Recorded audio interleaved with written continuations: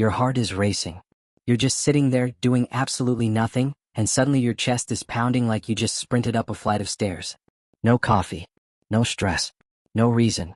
And the scariest part? Keeps happening. Today we are going to talk about exactly why that is, and some of the answers are going to surprise you.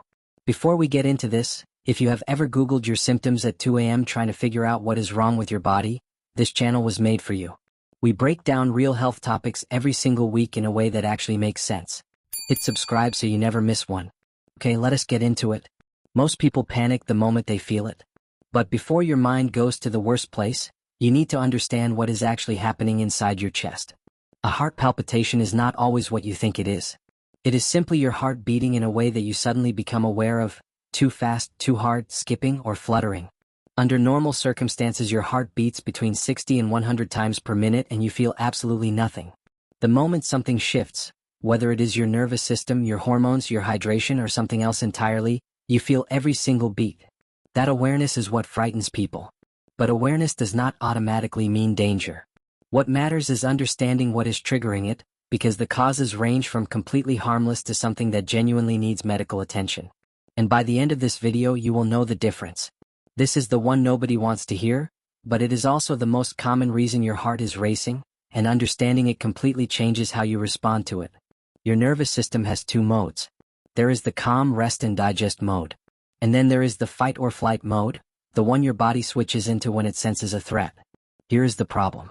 Your brain cannot tell the difference between a real physical threat and an emotional one.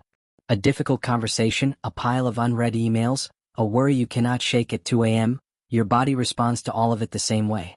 It floods you with adrenaline. Your heart rate spikes. Your chest tightens. Your breathing goes shallow. And here is the truly cruel part. The moment you notice your heart racing, the panic about the racing heart creates more adrenaline, which makes your heart race even more. It is a loop. And millions of women are trapped in it every single day without realizing that anxiety, not a heart condition, is driving the whole thing. If your palpitations happen most often when you are stressed, overthinking, or lying awake at night, this is almost certainly your answer. You probably had no idea that not drinking enough water could make your heart feel like it is skipping beats. But the science behind this one is impossible to argue with. Your heart is a muscle, and like every muscle in your body, it relies on electrolytes to function properly. Electrolytes are minerals, sodium, potassium, magnesium, calcium, and they carry the electrical signals that tell your heart when to beat and how hard. When you are dehydrated, or when those mineral levels drop too low, the electrical system of your heart gets disrupted. The result is palpitations, skipped beats, fluttering, and that unsettling thudding sensation in your chest. Most people are chronically mildly dehydrated and do not even know it. Add in heavy sweating, alcohol, too much coffee, or a diet low in magnesium, which is one of the most common deficiencies in women, and suddenly a racing heart starts to make a lot of sense. Before you assume the worst, drink a full glass of water with a pinch of sea salt and see what happens. It sounds too simple to be true, but for many women it makes a noticeable difference within minutes. Your morning coffee might be the most innocent-looking villain in your entire routine. Caffeine is a stimulant, which means its literal job is to speed your heart up and make your nervous system more alert.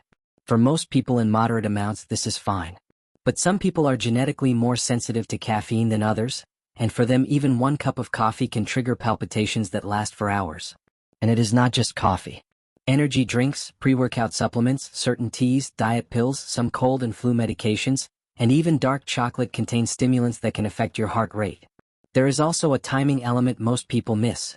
Caffeine peaks in your bloodstream around 30 to 60 minutes after you drink it, which is exactly when many people experience their palpitations and never connect the two. If your racing heart tends to happen mid-morning or mid-afternoon, track what you consumed in the hour before it started. The pattern will reveal itself quickly.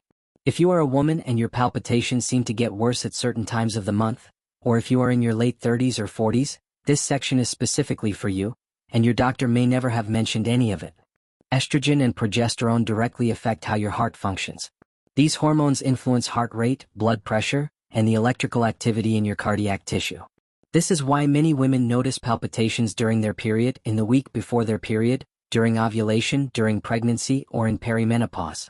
During perimenopause especially, which can start as early as your mid-30s, estrogen levels fluctuate wildly and unpredictably. One of the most common and least talked about symptoms of this hormonal shift is heart palpitations, often accompanied by hot flashes, night sweats, and disrupted sleep. Countless women go to their doctor with these symptoms, get a normal ECG result, and are sent home with no explanation. If your palpitations follow a hormonal pattern, track them alongside your cycle. Bring that data to your doctor and specifically ask about hormonal influences on cardiac function. You deserve a real answer. Most of the time, a racing heart is not dangerous. But there are specific signs that mean you should stop what you are doing and get checked, and you need to know what they are. The vast majority of palpitations are benign. They are uncomfortable, frightening, and disruptive, but they are not dangerous. However, there are situations where a racing heart is your body sending a serious warning signal that you cannot afford to ignore. You need to see a doctor promptly if your palpitations come with chest pain or tightness, shortness of breath, dizziness or fainting, or if they last longer than a few minutes and do not resolve on their own. You should also seek medical attention if palpitations are getting progressively more frequent or more intense over time, if they began after starting a new medication, or if you have a personal or family history of heart disease.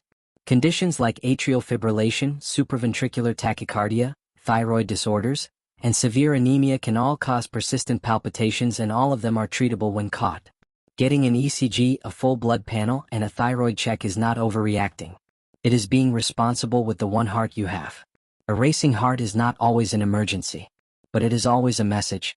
Whether it is your anxiety telling you it has been ignored for too long, your body asking for water and magnesium, your hormones shifting in ways nobody warned you about, or something that genuinely needs a doctor's eye, your body is communicating with you. The worst thing you can do is dismiss it. The best thing you can do is understand it. If this video helped you feel less scared and more informed, please subscribe right now, because this is exactly what we do here every single week.